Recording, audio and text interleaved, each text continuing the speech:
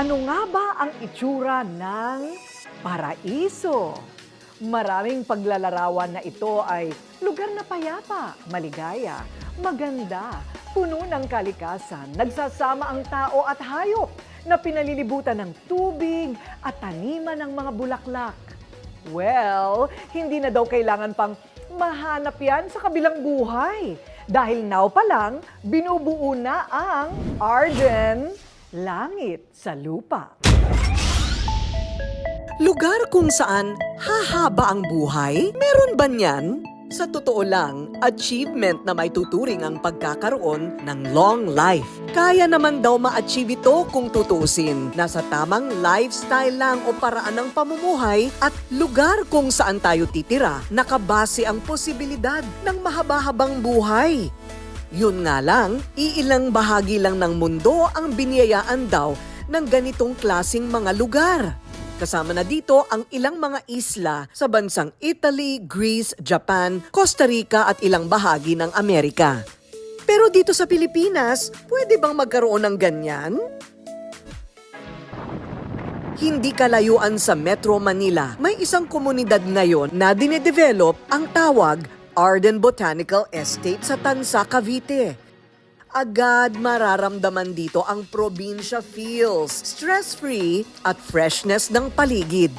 Layunin nito na bigyan ng maayos at malusog na pamumuhay ang mga nakatira dito, lalo na talamak na ang polusyon sa buong bansa.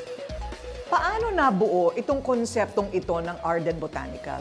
We visited the place and nakita namin yung charm nung area. There's river, may mga old trees, and we wanted to preserve it. Pinag-aralan ng mga developer ang konsepto ng Blue Zone, isang pananaliksik sa mga lugar sa mundo kung saan marami ang nakatirang mahigit 100 taong gulang ang mga tao. Sinasabing dahil sa sariwa at natural na paligid, tulad ng malinis na hangin, walang chemical sa mga pagkain at lugar na pwedeng mag-exercise, pagkakaroon ng magagandang relasyon at mga aktibidad sa komunidad na may interaksyon sa kapwa at inang kalikasan. Posible talagang tumagal daw ang ating buhay. Kumonsulta pa ang kumpanya sa kilalang landscape architect at environmental planner na si Paulo Alcazaren para lang maisakatuparan ang isang sustainable lifestyle sa Arden Botanical Estate. Pinakamaiging sitwasyon para sa buhay ay yung may balance yung course live-work balance, yung mga gusali against yung open space. So, ang problema natin sa Pilipinas, lahat ng ating mga bayan at lungsod, mostly mga gusali lang, walang open space. Ito yung masasabing evolved way of living?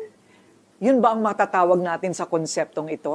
Yes, create neighborhoods that can sustain the communities in them. Na kailangan may park and open space, kailangan may town center for convenience, kailangan may walkability.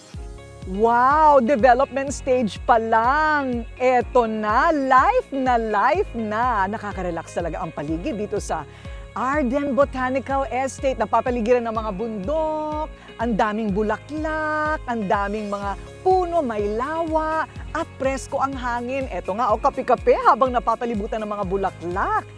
Yan ang tinatawag na sustainable lifestyle. At kung mayroon mang paraiso sa lupa, ito na nga siguro yun. Siniguro naman ng Mega World na hindi masisira ang kalikasan habang itinatayo ang proyekto. Ang mga natural na ilog at lawa sa lugar ay hindi tinabunan pero ginawang natatanging atraksyon na mapapakinabangan ng mga titira dito. Isang paraiso sa lupa ang target nilang iparanas sa ating mga kababayan. Ang daming water features, ito yung mga dinaanan ng tubig, but hindi namin siya tinabunan. Ginawa namin siyang feature itong village. So for example, meron kami yung pinaka-main feature nito is called Centrera Park. It's a long water feature na very shallow siya. Ang idea ron is tuwing umaga, yung mga residents ito lalabas, saka tuwing hapon. It's very important in wellness and at least makilala mo yung mga kapitbahay mo. Gusto namin yung mga bata naglalaro, madudumihan, magtatampisaw. Very rare na to sa kadalasan sa mga bata. Kasama sa mga project na gagawin sa loob ng Arden Botanical Estate ang mga village gaya ng The Lindgren, Arden Botanical Village at Arden West Park Village. Isang pista sa paningin ang malawak na balak na lavender fields kung saan matatagpuan ng iba't ibang klase ng mga bulaklak. Kahit saan ka tumingin, makulay ang paligid. May mga walkways o lalakaran din na palilibutan ng mga iba't ibang halaman. Siguradong magugustuhan ng mga residente ang maglakad at mag-jogging dito. Mayroon ding area para ilakad ang mga alagang hayop. Ang tawag ay pet park. Ang mga parke ay green na talagang marerefresh at makakapag-relax ang pagod na katawan. Ang clubhouse na nakatayo ngayon, isang matatawag na Scandinavian-inspired green architecture. Halos hindi mo na masasabi kung nasa loob ka o labas ng building dahil blended ang kalikasan sa infrastruktura. All-in-one at kumpleto sa amenities tulad ng mga function room, conference room at iba pa.